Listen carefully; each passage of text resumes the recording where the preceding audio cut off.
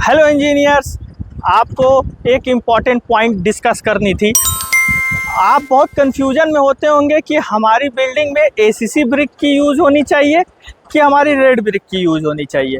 तो ACC brick और red brick में डिफरेंस जो मैं आपको एक क्लियर करना चाहता हूँ। एसीसी ब्रिक जो हमारी होती है वो रेड ब्रिक को अगर काउंटिंग में देखेंगे तो 9 ब्रिक आप लगाएंगे तो एक एसीसी ब्रिक आपकी रहती है।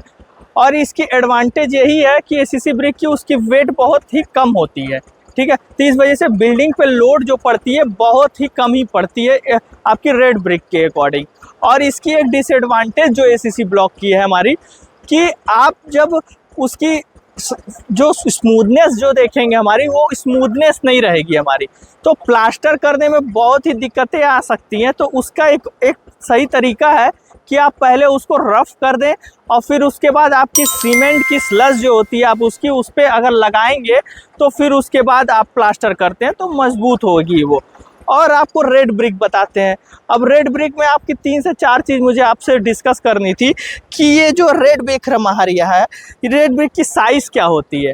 अब इंजीनियर्स आपको कॉलेज में तो बताया ही गया होगा कि साइज़ क्या होती है, लेकिन एक बार मैं क्लियर करना चाहता हूँ कि रेड ब्रिक की लेंथ जो हमारी होती है, लंबाई जो होती है हमारी 9 इंच की होती है, और इसकी ऊंचाई जो है हमारी 3 इंच के करीब में है, और इसकी आपकी चौड़ाई अगर देख सकते हैं तो ये 4 इंच के करीब होती है। और ये इस रेड ब्रिक में क्वालिटीज़ आती हैं इंजीनियर्स, तो ये रेड ब्रिक में क्वालिटीज़ चेक करने की होती है जो फर्स्ट क्लास ब्रिक होती है और सेकंड क्लास ब्रिक होती है। तो फर्स्ट क्लास ब्रिक को आप पहचानेंगे कैसे? तो फर्स्ट आप देखने में ब्रिक की जो हमारी एजेस जो होनी चाहिए हमारी बहुत शार्प होनी चाहिए। अगर ये शार्प नहीं है तो इसका मतलब है कि ये सेकंड क्लास ब्रिक में आपको ये शिफ्ट इसको करना पड़ेगा।